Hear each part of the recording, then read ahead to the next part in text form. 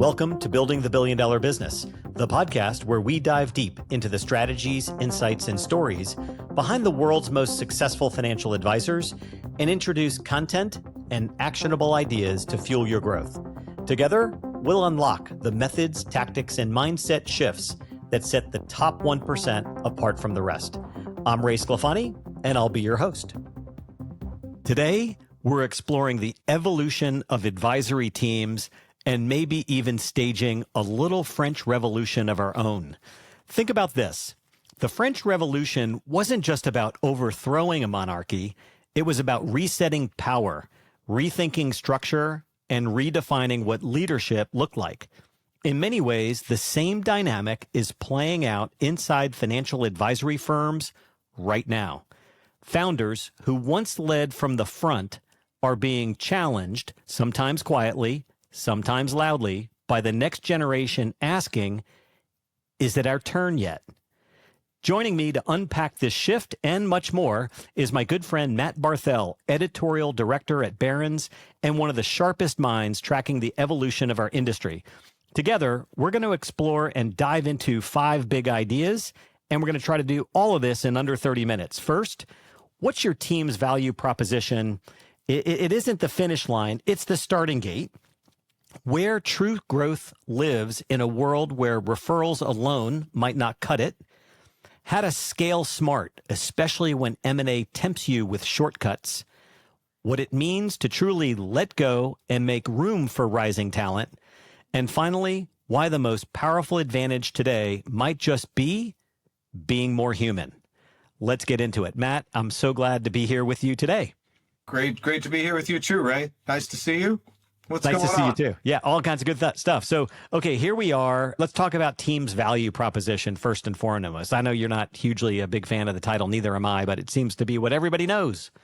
It feels like if you say value proposition, people just turn their brains off because it sounds business schooly or something, right? But, and I agree, but I can't find a better term for it. We were just talking before, whether we can find a better term for it that steps off to the side of the buzzwordy, but it's truly the place where everything starts. So, just to set, expectations about where I am and what I sit. I do the Barron's rankings all the time, and I have all this exposure to some of the top teams in the country. So I talk to them all day long. The best of them do a really good job of knowing what separates them from the sea of sameness out there, what differentiates them. And I have heard many advisors. In fact, I was just presenting to a group of Wells Fargo advisors at the New York Stock Exchange the other day. And in conversation before, many of them were saying, well, I have this team and now I'm trying to find the value proposition. And I get it, but it's almost like as you said in the intro there, the starting point kind of has to be, what makes you special? What are you doing? Well, what are the things that you are really, really focused on doing and providing to your clients? And then you work backwards there into the structure of your team, into the roles and responsibilities that you're going to have there, how you're going to compensate people. Everything flows from what are you trying to accomplish, right? And what kind of talent are you seeing hiring? That in your coaching? 100%. I'm seeing two things emerge on this value creation or value proposition. And one is that teams are expanding services, that they're getting really smart about asking clients, what do you need and want? And it isn't just investment management, that's table stakes. It isn't financial planning, table stakes. That what they're really finding out is that clients want someone to help make all of this easy. That it's getting more complex, the taxes, how do we mitigate taxes, and what's the right time to sequence Social Security, and what does the financial planning look like for estate, tax, and trust combined, And so I think this expansion of services, advisors are telling me all the time that they're hearing more and more from their clients that if they don't expand services and look more like a family office, that they're just going to go elsewhere. And so that's one. The second thing I'm hearing pretty consistently is that this notion of value creation's got to get more specialized. That what I'm seeing among the best in our business is they're honing in their value proposition to say, hey, we're going to be really expert at working with Fortune 500 corporate executives with concentrated stock positions, and we're going to know more about their stock option plan than like anybody else. And that's a differentiator. You know, that's not the focus everywhere, all rich people as a target market kind of strategy. There's a woman we work with and coach a team and have on and off for years, suddenly single women that have lost a spouse with brain cancer. Like, you would think there's 5 people in the country like that. Unfortunately, there's not. There's quite a few. So she's become an expert in working in that space.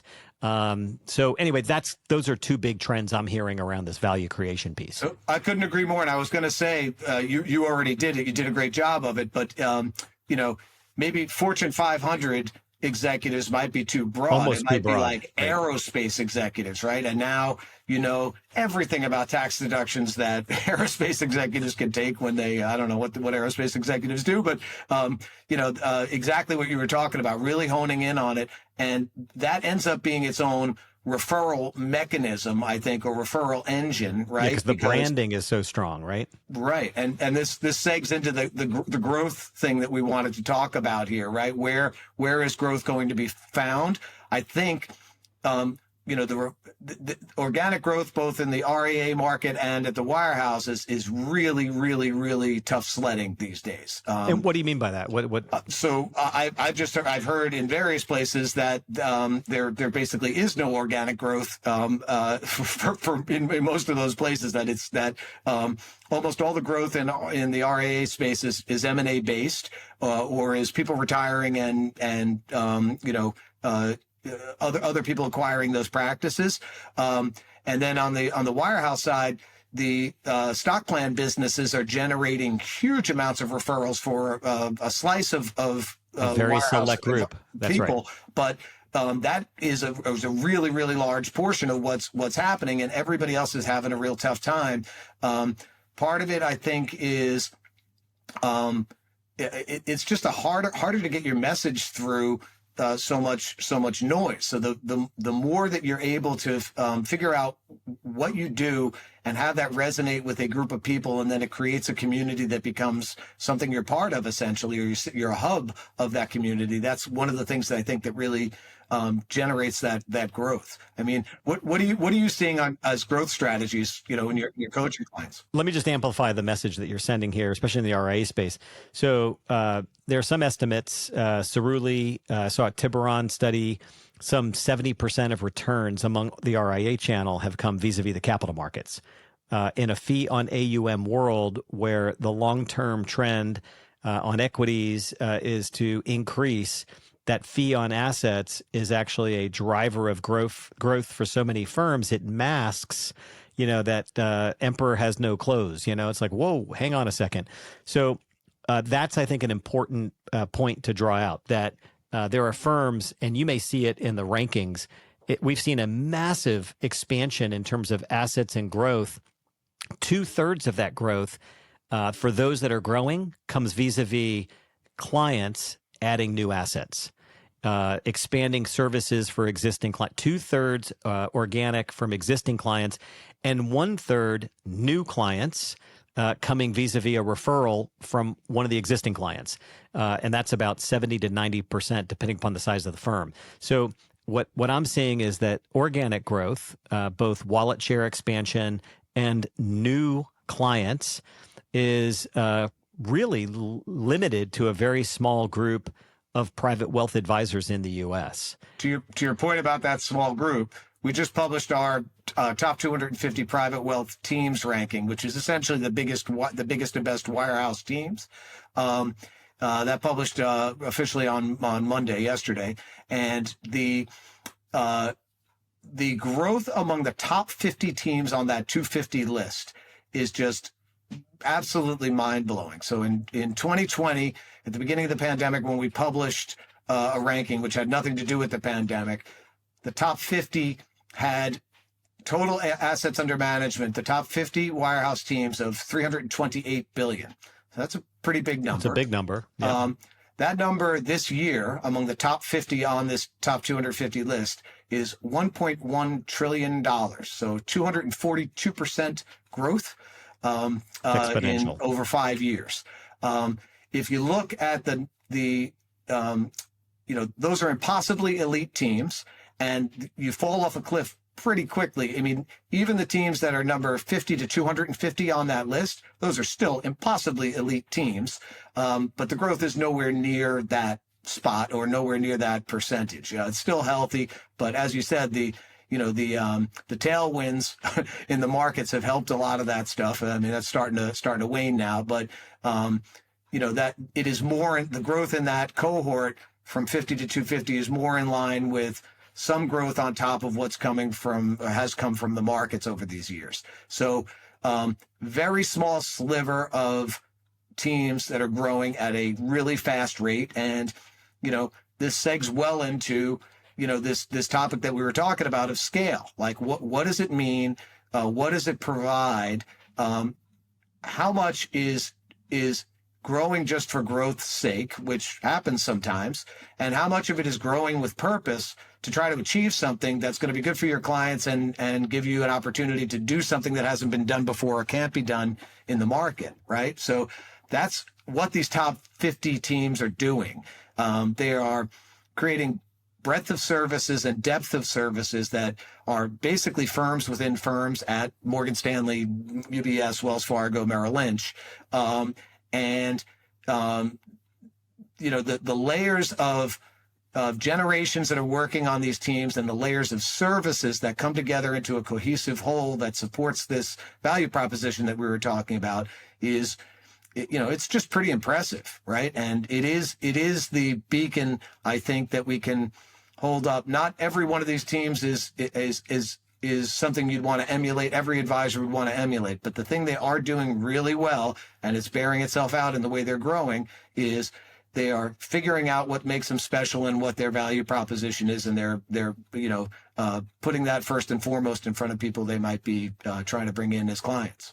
And that's what we're seeing as well, which is a true alignment of focusing on client first. Who is it that you want to serve in the future? Who is that ideal client? And then backfilling into, well, then how do we scale the services, the team, all of our workflow and processes, and our real value proposition for those type of clients? I'm pretty optimistic, although most of the data suggests that the overwhelming majority of advisors are not growing. I happen to be pretty optimistic, maybe because we're coaching many of the high performers, and that's where Barron's and ClientWise aligns, is elevating the standard of excellence and quality of care that advisors are providing clients. I'm actually seeing the best in the business invest in more focusing on the future, like 3 to 5 years out, knowing this great wealth transfer coming, knowing that a large majority of the wealth transfer will be inherited by a woman, understanding that the expansion of services and facilitation is what these clients are looking for.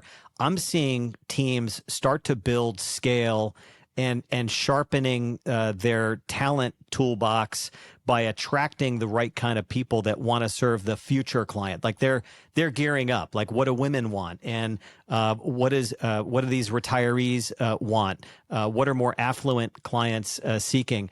And not just in the wirehouses, but even in the independent and RIA channels, I'm seeing pretty smart private equity come in and say, "Hey, you gotta put a finer point on who are we built to serve, and what are the services and strategy." It's one of the benefits that I see happening in the RIA space, especially with M&A, is smart money is now providing some professionalism and some guidance that we're not just going to rely on the capital markets. We're actually going to really grow this thing, and you can see it in firms like Merit Financial and Peter Maluk's Creative Planning and Jeff Decco's firm in Wealth Enhancement Group and Lido, Beacon Point here. I was talking with a leader at Beacon Point recently. So I am seeing evidences of that scaling smart for firms that want to grow organically.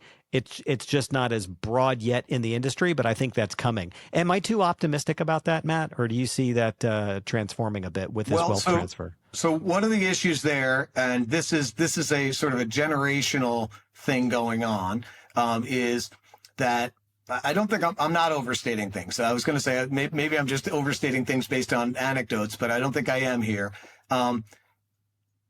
In general, the founder generation who are, say, my age, 60, I'm 59, 60, 62, 63 years old, the people who built these teams from scratch, genuine bootstraps, calling, finding clients, no blueprint for what the team should look like. And they're here in this glorious place where they built these things, right? They're at this place now where they're looking to the team and saying, it's in a place where now I have to be a CEO of something, and maybe I didn't sign up to be a CEO. I'm an advisor. And also, I am probably a person who's very good at growing organically, at finding clients and all that stuff. So here's where the generational thing comes in, and I'll be curious to hear what you're hearing on your front too. This is out of the side of the mouths of advisors who are my age. This other generation, they don't want to work too hard. They are very entitled, and they work for a year and they want a promotion. They don't know how to sell. They don't know how to prospect. They don't know how to close. I'm the only person who can do that. So I'm going to keep doing that, and I'm going to have this next generation basically be the servicing on my team. Well, that worked for a while. And now you're at a point where somebody needs to grow. Somebody needs to figure out how to keep the growth going and keep the prospecting going. And it's going to be a different thing for the next generation, and they're not dummies, and they don't not want to work. We all know that. So I get it that it's different, but we can't just say meaning people of 59 years old and older, cannot just say this is a different generation. They don't want to work that hard. They're too entitled. Yeah, I think that's too broad a stroke. I don't think that's true at all. In fact, I see just the opposite. These young, eager next gens are like, hey, can I have a little bit of the steering wheel? I want to learn to drive. I don't need to be CEO by Friday, but the thing about leadership development is it's a performative opportunity. Just like the advisor, Matt, you're describing, they learn by scratching it out, bootstrapping it up and making a lot of mistakes. And what I learned a long time ago is when you talk to these senior professionals who have been around 10, 20, 30 years or more, they're the first ones to admit, I made a lot of mistakes. In fact, made more mistakes than I got right. And when they really tune into that, they are willing to provide these performative opportunities for next gen, who don't have to, by the way, knock on every door or make every cold call. They're inheritors of a pretty successful business, in many cases with a brand already established and a client roster that's impressive and a referral stream that's impressive. And they're probably pretty good at meeting the heirs of their clients' kids. I will say there's one other thing I do hear quite frequently from the next gen, however, and that is, in fact, I had a young woman, 42 years of age, say to me recently, I asked her about her team and the firm she was on. In fact, I was at the Barron's Teams Conference in the hallway, and I said, well, how's it going for you? And she said, it really resonated with me watching you interview the three folks on stage. She said, I hear my advisor, who is 62 years of age, say almost every year, I plan on retiring in 5 years. And it's like every year he says the same thing. And I'm kind of at a point where, the candle has burned to the bottom.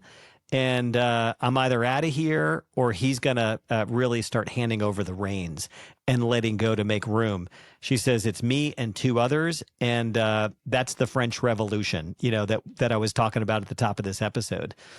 So this is 100% happening. I'm very proud of coming up with this French Revolution thing. I don't have a good brain for that kind of stuff, but I did come up with this particular thing at our independent conference in March, where this is a female focused thing too. There's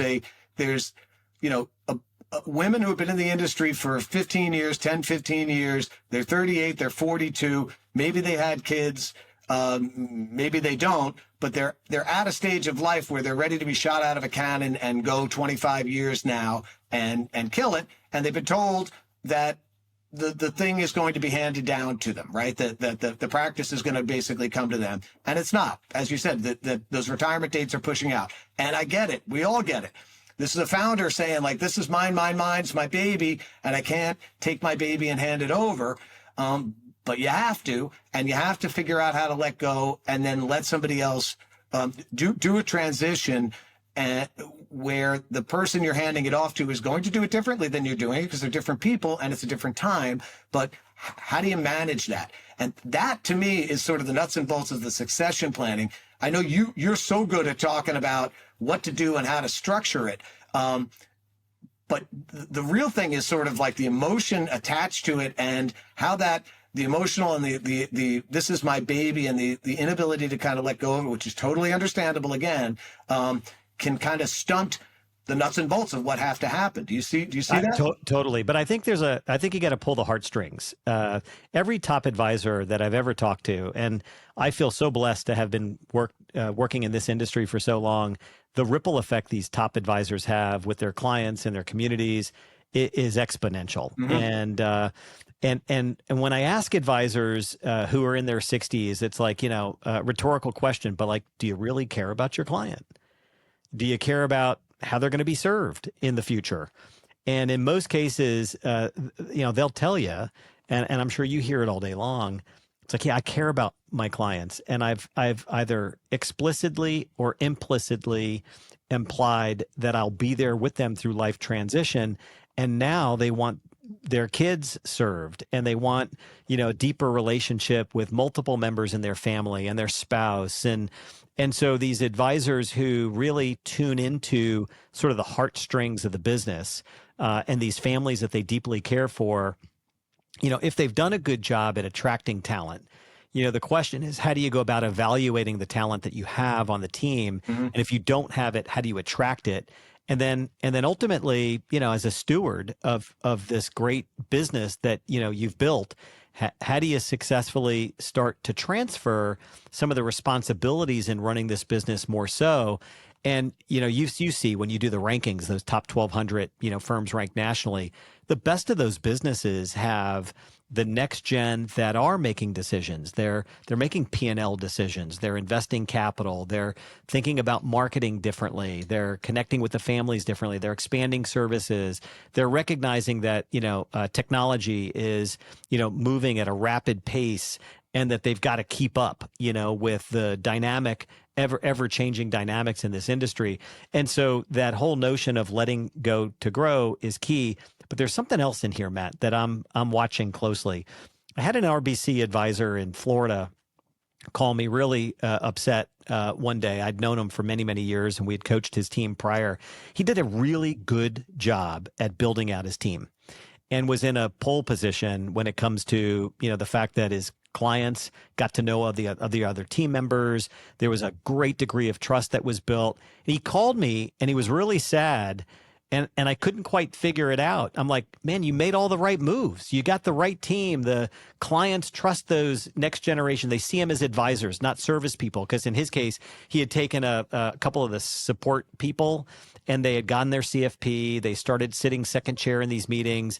They started advising the clients. And what he had done successfully was help transfer the trust, where the client saw that service person elevate and become a real advisor, not just a support person. I thought that was pretty powerful. I said, why are you sad? And his response was remarkable. He says, Ray, I don't have anywhere to go. My wife told me not to come home. I can't play golf 5 days a week. And so, Matt, I'm watching pretty closely. There's a whole movement of advisors in our industry that are looking for the next stage of what purpose is going to be and where they can make a difference. And so I encouraged him to start to ask his clients who had big philanthropic sort of mindset and had a good giving strategy in place, and, donor advised fund, and what they were doing with their time.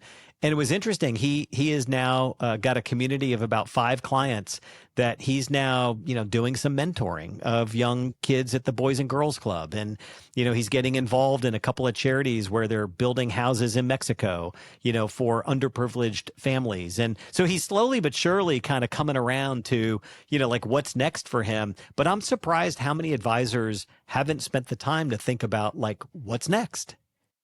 I agree, and the answer is because this is all they've ever known is going 100 miles an hour straight forward, building things. They're builders, and that's what they've done, right? So I get it on the one hand, but one of the things that I'm seeing more and more. This has just developed in like the last 2 or 3 years, is I think many of the founding advisors are getting better. Many of the people we talk to in the rankings at saying, I'm going to stick around, but I am going to let go of the reins. So the wisdom that somebody brings, I'll drop a name like Marvin McIntyre at Morgan Stanley, who's in his 80s now. He has AJ Fechter as a partner who's younger, in his 50s.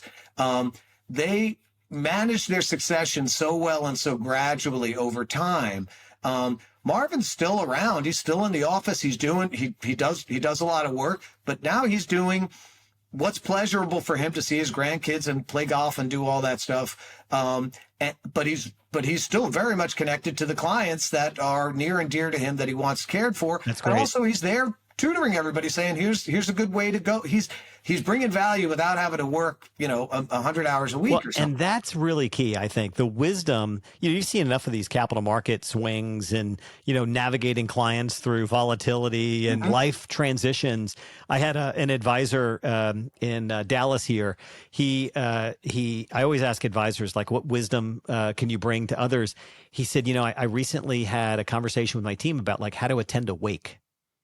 And I thought, man, that's kind of creepy, but yeah, right. I get it. Right. It's, there's a, understanding how to be available for the family and how to bring my mom into that. My mom's good at that too. Is she? Okay. Yeah. I mean, always keep talking and keep smiling is what you do. And yeah, I've learned it. There's crazy wisdom in sitting as a chairman and, in your firm and providing, being of counsel, to the next gen is really key. Okay.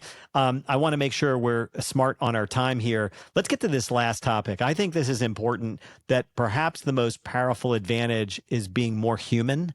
In a world where technology is just, if I hear AI one more time, the SEC hasn't necessarily come out and provided a whole lot of guidance on privacy and data collection and data storage. We're still waiting on it for cyber, let alone on all this new AI. I'm seeing more and more advisors, like everybody's recording meetings now and, storing that data and automated workflows and emails.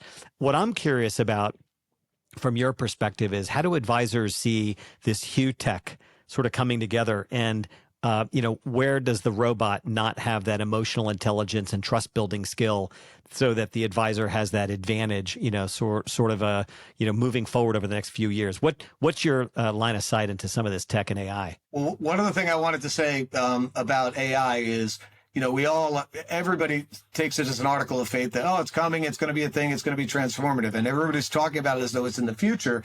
And we had a couple of speakers at our most recent conference who were like, this is not optional. And this is not like it's going to happen in 2032. This is going to be like, in October, it's going to be a big deal and it's going to be affecting your practice differently than it is right now. You need to make this focusing on AI and what it can do for you. What are the opportunities? What are the threats? And incorporating it is just so huge, and it's impossible. It's so daunting for the rankings themselves. It's like we're trying to think this through, and it's so daunting to rethink everything you're doing. The reason I mentioned the speed with which this will be coming in, and is that when that happens, it's going to happen everywhere. And when that happens, I just changed my bank from Citibank to USAA. I did it because they answered the phone. That's crazy, right? And sometimes it takes 20 minutes. But when you hang up the phone, everything is done. And it isn't like, you're on some decision tree or you're on some AI generated chatbot or something, and you can't get done what you want to get done. And, that's a kind of a dumb. No, that's not dumb at all. That's real. Front center thing. But it's like 100%. The humanity of that, and also that there's personality attached to that of people who are trained to interact with you a particular way. And when you hang up the phone, you're like, that organization just did a great job of serving me and getting me what I needed. And I used to be at Citibank for 39 years, and I just closed out that relationship because I couldn't get that. I couldn't get anybody on the phone. So, are you, what roles do you think as you're in your coaching, travels, what roles do you think are most ripe for,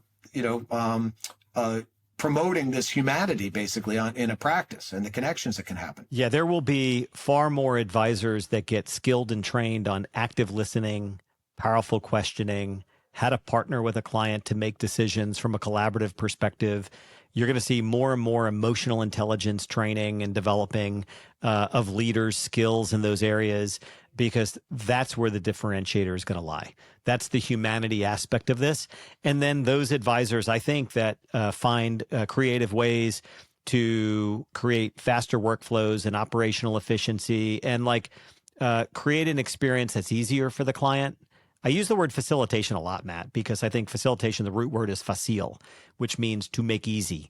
And, when you're calling Citibank, and we're going to bash Citibank here just for another sec, because I exited Citibank relationship when we moved our corporate offices from New York to Dallas for that very same reason. I found myself, press 1, press 5, press 3, press 2, and then, leave a message or get a call back, and you just couldn't get anybody to help you. And so I think the advisory firms of the future will find ways to make easy and create an experience that's enjoyable, and will build trust in that human way with clients and not lose sight of that. And every advisory firm that is deepening relationship with clients, this is a relationship business. Those are the firms that I think that'll win bigger in the future. I couldn't agree more. And I think that, paradoxically, the advent and the rush of AI coming in and automation that's coming in is going to result in more humans on the best teams. I'll just throw out another, 2020 to 2025 stat, which is that the average top 50 team in our top 250 was 14 people in 2020, and it's now 34 people. Now that grew along with the aspects that we talked about before. Sure. But, this isn't a thing where you're looking for fewer people to serve more assets. I think the best of these teams are getting more and more good at the human things. And that's going to be part of their value proposition going forward and their differentiation. And it's the thing that's going to make them most sticky even as we get more efficient, the more humanity is going to mean more clients, I think. So let's do this again. And our next episode together, let's pick a data point and really go deep in a particular topic. What do you say? I think it's a great idea. All right. Well, everybody, that's a wrap on today's conversation with Matt Barthel of Barron's. From revolutions in leadership to the redefinition of value, scale, and growth, one thing is clear. The most enduring advisory businesses are the ones that evolve with purpose, not pressure. If you're a founder, ask yourself after listening to today's episode, what do I need to let go of to grow? And if you're a rising leader, consider, how am I preparing to step up with intention, not just ambition? And for all of us, are we building teams that are not only efficient, but deeply human? Thanks for joining us on Building the $1 Billion Business. If you found today's episode valuable, subscribe, share it with your team, leave a 5-star review. And if you want to explore how we can help you and your team grow with purpose, check out the links in the show notes. If you've got particular topics that you want to hear from Matt and me for future episodes, just drop us a line at ray@clientwise.com, or feel free to leave a message in the show notes. Well, thanks for tuning in, and that's a wrap. Until next time, this is Ray Sclafani. Keep building, growing, and striving for greatness. Together, we'll redefine what's possible in the world of wealth management. Be sure to check back for our latest episode and article.